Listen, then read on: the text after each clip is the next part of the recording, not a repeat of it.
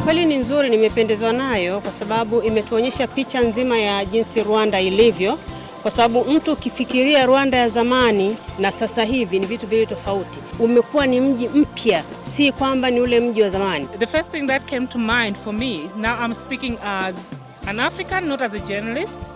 I was just saying to myself, is it because women, 50% or more than 50% are women ruling this country?